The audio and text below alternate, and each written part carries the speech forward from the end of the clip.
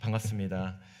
삼성교회 예배 잘 준비해 주셔서 감사합니다. 찬양도 또 기도도 또 뒤에서 이렇게 들어서 저는 다 청년이 특수나나 생각했는데 이렇게 직접 뵈니까 삼성교회 같습니다. 제가 사실은 삼성교회가 어떤 그룹입니까? 이렇게 물었는데 50대 그룹이래요. 제가 뉴욕 장로교회 성도였으면 올해 삼성교회 막내입니다. 그래서 오늘 저도 기대하는 마음으로 왔고, 오늘 말씀 준비하면서 저와 또 저희 부부 그리고 저희 교회의 다음 세대들을 어떻게 우리가 돌보고 챙겨야 되는지에 대한 말씀을 여러분과 함께 나누고자 합니다. 먼저 말씀 전하기 전에 제가 오늘 뉴욕 장로교회 가서 말씀 전한다고 하니까 저희 교회 집사님 중에 한 분이 그래요. 목사님 투자에 성공하셨네요. 그래요. 그래서 무슨 소리입니까? 그랬더니 보통 뉴욕 인투교회 이제 맨하탄에 오시는 강사들은 다 교수님들 아니면 담임 목사님들이신데 저희 교회 유일하게 부목사님으로 거의 1년에 한 번씩 오셨던 목사님이 오세준 목사님입니다. 저희 교인들이 의아하게 생각했어요. 처음에는 부목사님이신데 신목사님이 왜 이렇게 자주 부르실까? 근데 말씀을 해가 지날수록 듣고 또 은혜를 받으면서 오세준 목사님을 신목사님 많이 사랑하나 보다. 그리고 신목사님이 오세준 목사님을 향한 기대가 큰가 보다 했는데 한 달 반 전에 뉴욕 장로교회 담임 목사님이 됐다라는 소식을 우리 교회 성도님들이 들으신 거예요. 그래서 저한테 투자에 성공하셨습니다. 될성식품 나무는 떡잎부터 알아보는 건데 신목사님 사람 보는 눈 있으시네요. 그래서 오늘 말씀 잘 전하고 오십시오. 저도 이렇게 격려받고 왔습니다. 우리 오세준 목사님과 함께 새로운 출항을 또 준비하고 시작한 뉴욕 장로교회를 주님의 이름으로 축복합니다. 히브리서 11장은 믿음의 장입니다. 믿음의 사람들의 이야기고 또 명예의 전당이기도 합니다. 웬만한 믿음의 사람들의 이름이 거기 다 기록되어져 있습니다. 그런데 유일하게 믿음의 사람의 부모 이야기가 등장하는 사람이 모세입니다. 출애굽기 6장 20절에 보면 이 모세의 부모 이름을 아므람과 요게벳 이렇게 소개합니다. 히브리서 11장에 다른 부모 이름 하나도 없습니다. 다 믿음의 사람 개인 이름입니다만은 모세만 유독 아므람과 요게벳 이야기를 등재해 놓은 것입니다. 왜냐하면 하나님 보시기에 대단한 믿음이 있었기 때문입니다. 어떤 믿음인가? 첫 번째, 세상에 저항하는 믿음이 이 아므람과 요게벳에게 있었습니다. 출애굽기 1장 22절에 보면 이스라엘이 급격한 인구 증가와 정치적인 위협을 애굽으로부터 준다라는 생각을 가졌던 애굽왕 바로가 이런 명령을 내립니다. 히브리 남자 아이들은 태어나는 즉시 죽여라, 나일강에 던져라, 아주 무서운 명령을 내렸죠. 그런데 모세의 부모는 아들을 낳고 강에 버리지 않은 채 3개월간 몰래 왕의 명령에 저항하고 숨겼다라는 것입니다. 히브리서 11장 보면 이 히브리 기자는 바로 이 모세의 부모의 이런 믿음, 왕의 명령에 굴복하지 않고 왕의 명령에 저항하면서 자기 아들을 자기 품에 숨긴 믿음을 아주 귀한 믿음이라고 칭찬하면서 다른 부모 이름은 등재해 놓지 않은데 유일하게 아므람과 요게벳의 믿음이 정말 칭찬받을 만한 부모 세대의 믿음. 삼성교회 오늘 헌신 예배니까 삼성교회에 해당하는 성도님들이 가져야 할 믿음이다 라고 칭찬한 것입니다. 생각을 해보면 그래요. 부모가 자식 숨긴 거 칭찬받을 만한 일입니까? 당연한 거죠. 그런데 제가 맨하탄에서 목회하면서 또 아이가 크고 제품을 떠나면서 출애굽기 1장이 다시 보였습니다. 제가 제대로 성경을 읽은 건가 할 정도로. 왜냐하면 출애굽기 1장에 보면은 그 당시 바로 왕의 명령에 자기 자식들을 나일강에 아무런 저항 없이 아무런 갈등과 고민 없이 그대로 던져버리는 부모들이 대다수였기 때문에 히브리서 기자는 이 아므람과 요게벳의 행동을 믿음으로 한 일이다. 자식을 왕의 명령에 저항하고 숨긴 것을 믿음으로 한 일이라며 칭찬한 것입니다. 모세의 부모가 결국 3개월밖에 못 버텼습니다. 숨기기는 했는데 끝까지 못 숨기고는 3개월 버티다가 결국은 나일강에 뛰어버렸죠. 여러분, 아므람과 요게벳처럼 반응해야 정상 아닙니까? 3개월이라도 버틸 수 있을 때까지 버텨야죠. 자기 자식 챙겨야죠. 왕의 명령이지만 자기 자식 자기 품에 안고 있다가 들켜야죠. 그런데 왕이 명령했다고 저항 한번 안 하고 반항 한번 안 하고 갈등 한번 안 하고 세상 사람 보니까 옆집에도 히브리 남자애들 다 나일강에 갖다 버리니까 그냥 버린 거예요. 가가지고 끝까지 저항하다 뺏기는 것, 이것이 정상적인 믿음인데, 이것이 정상적인 부모인데 한 번도 저항하지 않고 한 번도 고민하지 않고 옆집 버리니까 왕이 명령했으니까 그냥 다 갖다 버리는 겁니다. 맨하탄에서 목회하다 보니까 세상 바로 왕들이 어마어마하게 많더라고요. 우리의 소중한 것들을 포기하라고 명령하는 바로들이 이 뉴욕에 얼마나 많은지 몰라요. 하나님보다 돈, 성공을 위해서 더 열심히 일하라고 하는 세상 바로왕들이 더 많습니다. 주일 학교보다 주일 학원이 더 중요하고, 주일 예배보다 생일 파티, 운동 경기, 자녀들의 학원 특강, 가족 여행, 컨디션 관리 더 중요하니까 예배는 좀 빠져라. 하나님도 이해하시겠지. 목사님도 전도사님도 교사들도 다 이해할 거야. 라고 세상 바로왕의 명령에 순종하는 부모님들이 실제로 크리스찬임에도 불구하고 얼마나 많은지 모릅니다. 크리스찬 부모조차 세상 바로왕의 명령에 너무 쉽게 순종하는 것을 보면서 이렇게 목회해서는 안 되겠다, 모든 책임은 져야겠다라고 생각하고 정신이 번쩍 들더라고요. 그래서 부모님들과 함께 기도하기 시작하고, 우리가 누구의 명령에 순종할 건지, 누구의 다스림을 받으면서 이 땅에서 뉴욕에서 자녀들을 키우고 다음 세대들을 키우는 브리지메이커가 되어야 될지를 같이 한번 고민하면서 몸부림쳐 온 것이 지난 11년입니다. 세상 바로 왕을 향해서 저항 한번 안 해보고, 네 알겠습니다, 네 그렇게 하겠습니다, 옆집이 그렇게 하니까, 옆집 애를 그렇게 키우니까 나도 그렇게 할게요, 그래서 자기 자식들을 허드슨강에 버리는 뉴욕의 부모들이 얼마나 많은지를 제가 눈으로 너무너무 보면서 이래서는 안 되겠다. 오늘 본문에 보면 모세 부모는요 아주 최선을 다했죠. 그 기간이, 최선을 다한 기간이 3개월입니다. 요거 하다가 결국은 못 버티고, 제가 생각하기에는 옆집에 소문이 나지 않았을까 그렇게 생각해요. 옆집 남자애들 다 분명히 저 집 아이 남자인 거 아는데 옆집 애들 다 죽였는데 저 집에는 안 죽었죠. 자꾸 아기 울음소리가 나니까 누가 신고를 하지 않았나, 작가적 상상력으로 한번 성경에 들어가 본 겁니다. 출애굽기 2장 2절 3절에 보면은 3개월 동안 숨겨두고 키우다가 더 이상 숨길 수 없게 되자, 더 이상 숨길 수 없게 될 때까지 버티고 끝까지 저항한 겁니다. 여러분, 이제 3월 말이 되면 야구 시즌이 돌아오죠. 여기 이제 매치 팬도 있고 양키스 팬도 있을 겁니다. 저희 교회는 그래서 제가 누구 팬인지 얘기를 안 합니다. 큰 싸움이 납니다. 저희는 야구 시즌만 돌아오면 저희 교회에 야구복을 입고 목회자들과 교사들이 봉사자 예배로 드리는 오전 8시 예배에 야구복을 입고 오는 초등학생 한 명 있습니다. 지금 3년째 연속 3월 말만 되면 야구복을 입고 거의 모자도 쓰고 옵니다.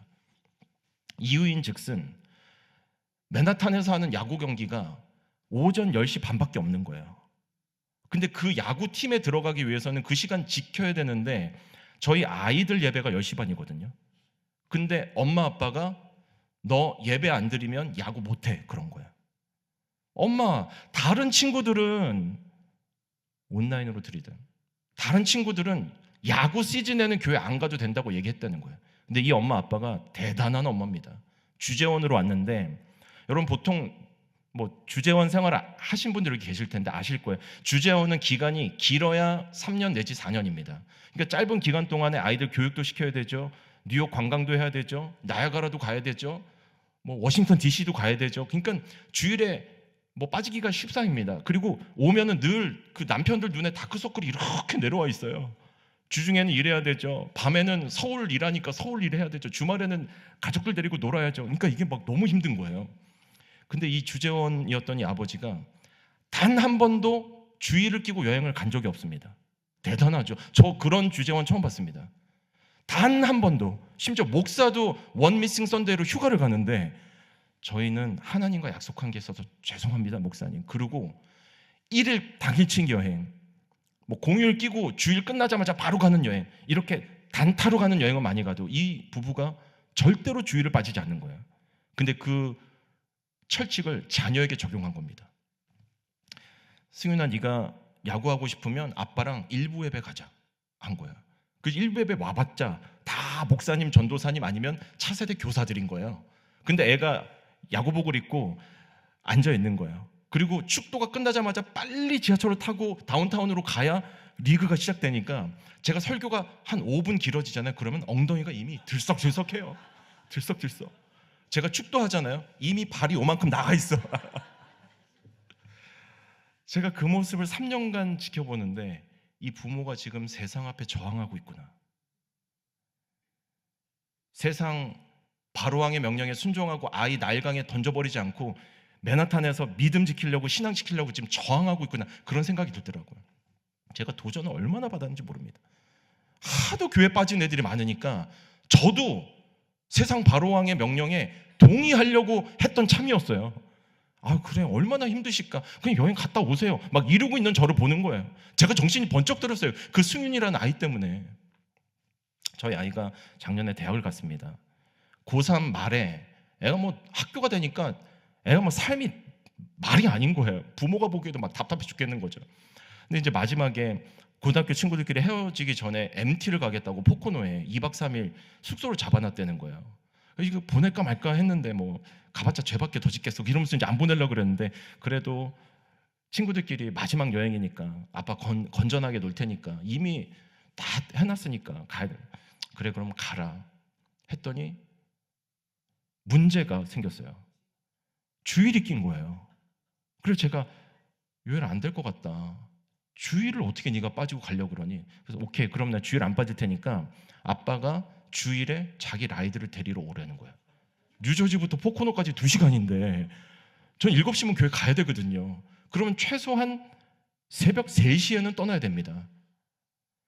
가가지고 아이를 데리고 와야 되는데 저랑 아내랑 고민이 되더라고요. 너무너무 이 주일에 목사는요, 요 강단 올라오기 1분 전까지 말씀 어떻게 잘 전할까 막 고민이 많거든요. 아직 제가 고수가 아닌 게 티가 나는 거죠. 근데 그거를 막 주의를 그렇게 할 세니까 눈앞이 캄캄했는데 안 되겠다 싶어가지고, 요애라 아빠랑 엄마가 간다. 그리고 동생이랑 그 옆에 그레이트 울브스인가 뭐 그 수영장 낀 호텔이 있어요. 거기라도 내가 가가지고 너 데리고 올 테니까 너 아무튼 금토는 재밌게 놀고 주일날 새벽 5시에 보자 그랬으니까 애가 안 올 줄 알고 얘기한 거예요. 내가 포기할 줄 알고. 제가 간다 그러니까 what? 막 이러면서 아빠는 이해할 수가 없다고. 그래서 제가 저도 한숨을 푹푹 쉬면서 그래도 내가 주일을 빠뜨리게 할 수는 없지 생각하고 마음을 먹고 토요일에 이제 말씀 준비를 다 끝내놓고 아내랑 여보 빨리 자자 빨리 자자. 그레이트 울브스 왜 못 갔냐면 라스트 미닛 하려니까 너무 비싼 거예요. 그 가지도 못했어요. 그래서 이제 아내랑 여보 빨리 자자 했는데 밤에 갑자기 전화 온 거예요. 아빠 안 와도 돼 내일. 툭툭 거려요. 그래서 왜 안 와도 돼, 내일 아빠가 데리러 갈 건데. 그랬더니 내 친구 아빠가 교회 가야 된다고 내일 오는 차편에 내가 갈게 그러는 거예요. 그 아빠가 세상을 향해서 저항한 겁니다.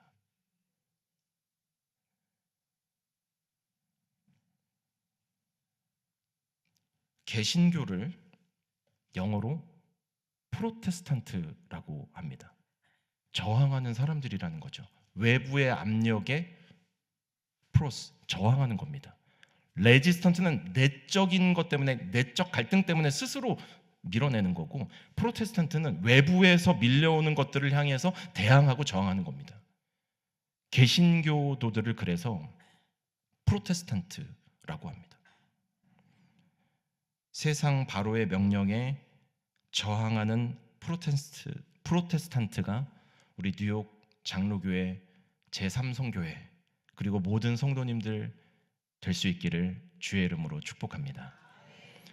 두 번째, 이 모세 부모의 믿음은요, 갈대 상자를 잘 준비하는 믿음이 있었기 때문에 히브리서 11장 명예의 전당에 이름이 올라간 겁니다. 모세의 부모는 3개월간 저항하다가 결국 숨길 수 없어서 나일강에 띄웠죠. 그 나일강에 파피루스, 그 갈대 상자를 만들어 가지고 띄운 겁니다. 근데 이 갈대 상자를 성경 언어로 테바라고 하는데, 성경에서 테바는 딱 두 곳 나옵니다. 노아의 방주를 테바라고 얘기하고 갈대 상자를 테바라고 얘기합니다. 공통점이 있습니다. 방향 키가 없다는 겁니다. 그냥 하나님의 손에 맡기는 겁니다. 모세의 부모는 3개월간 버티다 어쩔 수 없이 저항하다가 갈대 상자에 모세를 띄워서 하나님의 두 손에 자기 자녀를 맡긴 겁니다. 그래서 크리스찬 부모가 자녀들이 자기 품을 떠나기 전까지 해주어야 하는 것이 오늘 저와 여러분이 함께 읽은 출애굽기 2장에 있습니다. 뭐냐면 믿음의 갈대 상자를 잘 만드는 겁니다.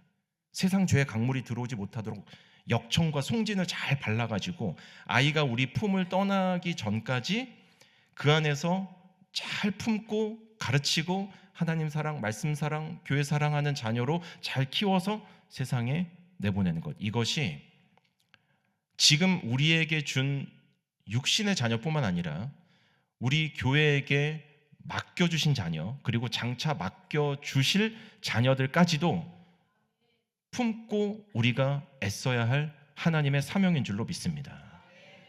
자식들은 다 우리 품을 떠나죠. 우리가 영원히 자식들 돌볼 수 없습니다.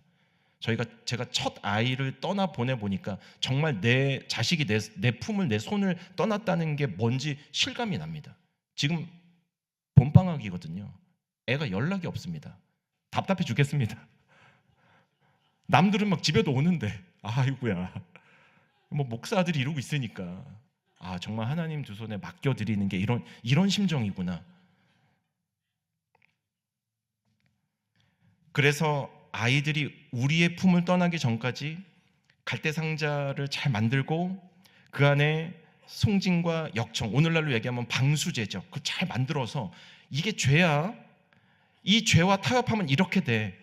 그리고 스스로 네가 이기는 법을 배워야 돼. 하나님 말씀으로 성령으로 충만하는 경험들을 네가 이곳에서 해야 되라고, 이 믿음의 갈대 상자 안에서 하나님을 경험하고 성령을 경험하고 하나님 말씀으로 가득 채워진 상태에서 세상으로 보내야 한다는 것을 아므람과 요게벳이 갈대 상자를 만들어서 나일강에 모세를 띄워 보내는 이 장면을 통해서 삼성교회가 지금 뉴욕 장로교에서 무엇을 해야 하는지, 그리고 우리 모든 성도들, 지금 주신 자녀들, 그리고 우리 교회 장차 보내주실 자녀들을 향해서 우리가 무엇을 해야 되는지를 성경은 이야기하고 있는 것이죠. 사실 모세는 누나 미리암의 지혜로 어머님 품에서 출애굽기는 3개월이라고 얘기했지만 마지막 절 읽어보면 그 이상의 시간을 보냈습니다. 그럼 강에서 버려진 모세를 애굽 왕 바로의 딸이 잠깐 테이크오버 하거든요. 딱 보니까 너무 어리잖아요. 그 젖먹이니까 누가 좀 젖을 먹여줄 줄 알았면서 찾고 있는데 미리암이 갑자기 어디서 나온 거예요. 그래가지고 제가 유모를 소개하겠다고 자기 엄마한테 모세를 데리고 가죠. 그 요게벳이 그래서 자기 자녀를 먹이면서 돈을 받았잖아요. 할렐루야. 자기 자녀에게 젖을 먹이면서 양육비를 또 애굽으로부터 이렇게 챙겨내는 참 놀라운 은혜가 있었죠. 그런데 출애굽기 2장 10절에 보면 그 아이가 자란 이후에 애굽 왕 바로의 딸에게 갖다 주었다. 이렇게 기록합니다. 그 아이가 자라매. 요게 포인트입니다. 성경은 3개월 저항하다가 요게벳 품에서 3개월 품기에 떠난 것처럼 얘기하지만 자세하게 읽어보면 다시 엄마의 품으로 가서 그 아이가 자란 이후에 바로 왕의 딸에게 인계된 거죠. 제가 구약학 전공한 제 동기한테 물어봤습니다. 야, 출애굽기 2장 10절에 그 아이가 자란 기간을 어떻게 보냐. 그랬더니 대부분의 학자들은 텍스트로 없기 때문에 하지만 젖된 기간까지 추정한다. 이렇게 얘기합니다. 엄마 젖을 언제 뗍니까? 빨리 떼면 2살, 늦어도 한 4살 정도 떼잖아요. 놀라운 은혜입니다. 맥스로 4년 한번 쳐봅시다. 4년 동안 뭐 했을까요? 아므람과 요게벳이 믿음의 갈대 상자를 만든 겁니다. 그 안에서 하나님 경외하고 하나님 사랑하는 법을 가르친 거죠. 하나님이 자녀들을 우리에게 맡겨주시는 기간 동안 자녀들에게 믿음의 갈대 상자를 만들어서 아이들에게 꼭 필요한 영적인 젖을 공급해 주는 그런 뉴욕 장로교회 될 수 있기를 주의 이름으로 축복합니다. 하나님이 여러분에게 영적인 젖을 먹일 수 있는 기회를 주기 위해서 오세준 목사님 보내주신 줄로 믿습니다. 제가 왜 목사님 부목사님인데 주변 교회에 있는 담임 목사님보다 더 자주 불렀을까요? 들을 게 있었거든요. 배울 게 있었거든요. 제가 가지고 있지 못한 걸 가지고 계셨거든요. 목사님은 1.5세시면서도 한어권도 되시죠. 영어권도 되시죠. 코리안이면서 논코리안과도 하나님 나라 역사 같이 써내려갈 수 있으시죠. 그래서 저희 교회 부서가 많습니다. 5개 부서 주일 예배 총 8번 드리는데 KM에서도 한번 모시고 EM에서도 한번 모시고 1.5세 부서에서도 한번 모시고 부흥축제 때도 한번 모시고 다재다능한 목사님 모신 걸 은혜라고 여기시기를 축복합니다. 저희 인투교회 성도들도 얼마나 기뻐했는지 몰라요. 뉴욕 장로교 오세준 목사 가까운 이웃교회 좋은 목사님 우리도 좋아하는 목사님 오셔서 얼마나 기뻐하고 사실 그 취임식이 막 이렇게 신문 기사화도 되고 했잖아요. 우리 교회 성도들이 그러더라고요. 우리 교회에서도 안 한 삼행시를 남의 교회 가가지고 그렇게 정성스럽게 준비해서 하셨다면서요. 제가 그만큼 오세준 목사님과 함께 하나님 나라 이야기를 뉴욕에서 써내려 갈 날들을 너무너무 기대합니다. 목사님 왜 뉴욕 장로교회 보내주셨을까? 저는 다 모릅니다. 한 가지는 확실하게 압니다. 이미 우리 교회 허락하신 자녀들과 장차 뉴욕 장로교회 허락해 주실 다음 세대들을 위해서 하나님이 딱 맞는 목사님 보내주신 줄로 믿습니다. 교회 믿음의 자녀들 보내주시면 뭘 해야 될까요? 믿음의 갈대 상자를 잘 마련하는 겁니다. 이 아이들이 우리의 품을 떠날 때까지 이 아이들 영원히 뉴욕 장로교회 자녀들이 될 거라고 꿈도 꾸지 마십시오. 뉴욕 인투교회는 짧게는 1년, 길게는 4년이면 교인의 90%가 다 바뀝니다. 근데 저희는 이미 그 마음과 욕심을 버렸어요. 저희 교회의 부모님들이 이제 다 제 나이 또래거든요. 그러니까 자녀들이 대학 이제 막 가기 시작했단 말입니다. 방학 때 돌아오면 저희 교회 안 옵니다. 인투교회 안 옵니다. 추억으로 한 번씩은 옵니다. 동생들 만나러. 근데 신앙의 자유를 찾아서 이웃 교회로 가는 거야. 미국 교회도 갔다가 코리안 철치도 갔다가 EM도 갔다가 저는 그 과정이 너무너무 건강한 자기 신앙을 찾아가는 과정이라고 생각합니다. 우리 교회 장로님 자녀들이 있습니다. 장로님 자녀에게도 제가 맨데토리 주지 않아. 너 장로님 자녀니까 우리 교회 와야 돼. 이런 얘기 안 합니다. 심지어 저희 부목사님 자녀가 대학 갔습니다. 우리 교회 목사님 저 이웃 교회 가고 싶대요. 저한테 솔직하게 와서 얘기하더라고. 자기 아빠에게 인사상 불이익이 있을 거라고 예측한 건지. 그래서 괜찮다. 너 신앙 자유롭게 찾아가라. 근데 목사님 이거는 얘기할게요. 인투교회는 좋은 교회예요. 고맙다. 그런 얘기라도 해줘가지고. 여러분 자녀를 평생 우리가 품을 수 없습니다. 자녀가 영적으로 홀로서기에서 자기에게 맞는 교회, 맞는 공동체를 찾아서 갈 때까지 뉴욕 장로교회 사명은 믿음의 갈대 상자를 든든하게 만들고 역청과 송진을 잘 발라서 세상 죄의 강물이 들어오지 못하도록 그래서 이 영적 공동체를 경험하게 하는 것 이것이 뉴욕 장로교회 다음 사명인 줄로 믿습니다. 이것이 제3 선교에 맡겨주신 하나님의 사명인 줄로 믿습니다. 그러므로 마지막 출항해야 됩니다. 출항하라. 저는 목사님 한 달 반 동안 어떠셨어요? 이렇게 물어보니까 목사님 그냥 저 기도만 했습니다. 그래요. 목사님 방향을 너무 잘 잡으셨다. 여러분 저도 담임 목회 이제 11년 차인데요. 처음에 1, 2년 차는 해보고 싶은 게 너무 많아가지고 이거 해볼까? 저거 해볼까? 하루에도 몇 번씩 제 마음이 갈대 상자처럼 막 바뀌는 거야. 심지어 담임 목사가 새로 오니까 또 지금도 제가 좀 젊어 보이죠? 그렇다고 해주세요. 10년 전은 어렸단 말이에요. 지금은 젊은데 그때는 어렸어요. 그러니까 어린 담임 목사가 오니까 얼마나 제 옆에서 뭘 해보겠다고 으쌰으쌰 하시는 분들이 많은지 몰라요. 그래서 제가 그분들과 함께 그 기도의 자리로 나갔어야 되는데 막 나도 막 젊으니까 좋아가지고 이거 해볼까 저거 해볼까 이러면서 가가지고 맞장구를 막 쳤단 말이에요.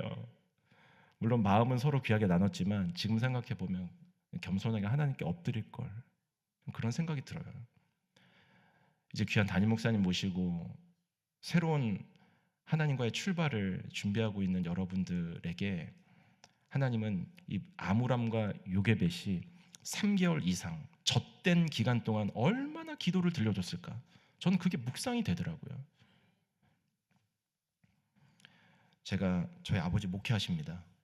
7년 전에 은퇴하셨는데 저희 아버지 교회가 새벽 기도가 5시예요. 저희 이제 1시간 정도 예배하시면 아버지는 이제 들어오셔서 하루 일과 준비하시는데 어머니는 보통 1시간 정도 기도하십니다. 근데 제가 신학교 졸업하고 신대원 졸업한 이후에 첫 사역, 이제 전임 사역을 했던 곳이 서울 온누리교회였습니다. 전도사로 들어갔는데 얼마나 잘하고 싶겠어요. 근데 서울 온누리교회는 인턴 제도가 지금은 없어졌어요. 인턴 제도가 6개월 있었는데 6개월 동안 잘하면 전임 채용이 되는 거고 6개월 동안 사고 치면 바이바이예요. 그래서 얼마나 긴장하고 잘하고 싶었겠어요. 근데 그 당시는 구국기도회가 있었습니다. 3월 1일이 되면 서울 지역에 있는 대학 청년 연합이 다 모입니다. 그 장소 큰 대형 교회에서 이제 집회를 하는데 저희 교회에서 할 차례가 된 거예요. 가자마자 인턴 기간에 그걸 제가 맡은 거예요. 그래서 거의 한 2주 밤을 샜습니다. 행사를 잘 마치고 구국기도회는 저녁 6시부터 그 다음날 새벽 6시까지 1시간 단위로 교회가 돌아가면서 기도 인도를 하는 거예요. 12번의 예배를 드렸죠. 행사 잘 마치고 집으로 돌아가는 길에 졸음운전으로 제가 88대로에서 앞에 있는 차를 추돌을 시킨 거예요. 제가 타고 있던 차가 그대로 폐차됐습니다. 병원에 실려갔고 눈을 떠보니까 응급실이에요. 그때 저희 큰아이가 3개월, 태어난 지 3개월 됐거든요. 떠보는데 아내가 거의 집에서 입는 복장을 하고 옆에 있길래 당신 옷이 왜 그래 했더니 당신이야말로 왜 그러냐고, 도대체 무슨 일이 있었냐고. 그래서 생각이 안 나는 거예요. 그래서 병원에 2달 입원했습니다. 그래서 제가 속으로 잘렸다, 난 인턴 때 사고를 대대적으로 쳤으니 잘렸다. 심지어 폐차한 제 차 뒤에 교회 장비들이 실려 있었거든요. 키보드, 스피커 2개. 그것만 생각이 나는 거예요. 교회 장비에 손실을 입히다니 잘렸다.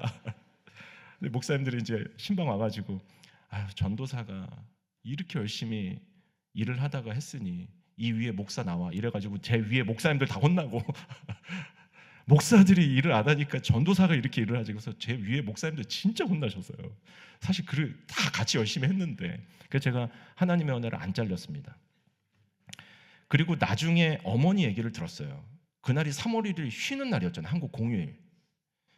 1시간 기도하고 7시에 집에 들어가고 싶은데 그날따라 큰아들을, 목회 이제 막 시작한 큰아들을 위해서 기도를 해야 되겠다고 생각을 하고 그렇게 눈물로 기도할 수밖에 없는, 하나님 마음이 부어져가지고 저를 위해서 그렇게 기도를 하셨는데 그 사고 난 시간이 저희 어머니가 눈물로 기도하던 시간이었어요.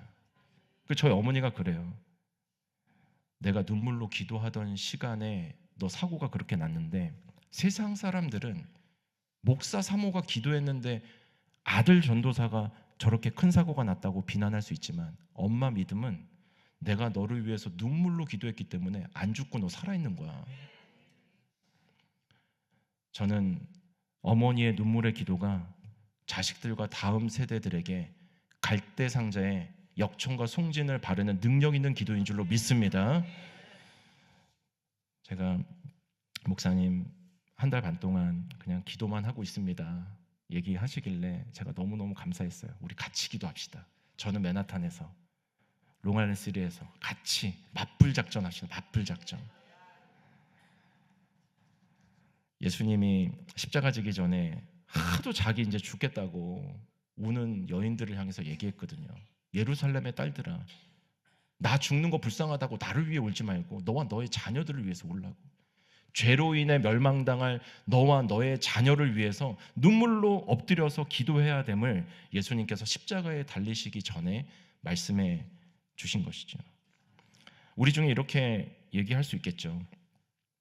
목사님은 젊으니까, 삼성교회 아직 젊으니까 애들이 그래도 방학이라도 오지. 이제 난 자녀 다 커버렸습니다. 그리고 이제는 뭐 애들이 내 말 듣지도 않습니다. 여러분, 이런 부모들은 어떻게 해야 될까요? 이런 부모들은 어떻게 해야 될까요? 누가복음 23장 28절이 답을 줍니다. 예수님처럼, 예수님 말씀하신 것처럼 자녀를 위해서 교회 나와서 울어야 돼요. 우는 거 외에는 답이 없어요. 이미 하나님 떠나고 이미 부모 떠나고 이미 하나님 등져 있는 자녀들을 위해서 우리가 할 수 있는 게 뭐가 있습니까? 눈물로 기도하는 거 외에 답이 없는 줄로 믿습니다. 하나님 나라 말에 있지 않고 능력에 있다 얘기했는데, 능력이 임하는 통로는 오직 기도밖에 없어요. 기도할 때 하나님의 능력이 교회에 부어지게 될 줄로 믿습니다. 기도할 때 하늘과 이 땅을 연결하는 능력의 통로가 확보될 줄로 믿습니다. 그래서 기도하는 자리마다 꽉꽉 차고, 기도하는 다음 세대들이 우리 기도 소리 듣고 영적으로 깨어나고, 기도하다가 많은 사람들이 성령 체험하고 하나님 말씀으로 충만한 역사가 일어나게 되기를 주의 이름으로 축복합니다. 이것이 출항 준비입니다. 출항 준비. 이것이 뉴욕 장로교회가 우리 오세준 목사님 모시고 함께 새 출발하는 가장 중요한 준비. 이거 저거 아이디어 내지 마시고 기도하세요. 엎드려 오시고 자녀들과 우리 다음 세대들을 위해서 엎드리시고, 오세준 목사님 엎드리실 때 혼자 두지 마시고 뒤에서 엎드리시고, 기도 모임마다 성령의 은혜가 가득 채워지고 놀라운 주님의 능력을 체험하는 그런 주님의 영이 강력하게 임재하는 그런 뉴욕 장로교회 기도실이 될 수 있기를 주의 이름으로 축복합니다. 기도의 온도가 낮춰지지 않고 기도의 온도가 뜨거워지는 교회가 되기를 주의 이름으로 축복합니다. 그 믿음 가지고 우리 목사님 중심으로 새 출발, 출항 준비 잘할 수 있도록 저도 맨하탄에서 응원하겠습니다. 사랑하고 축복합니다. 기도하겠습니다.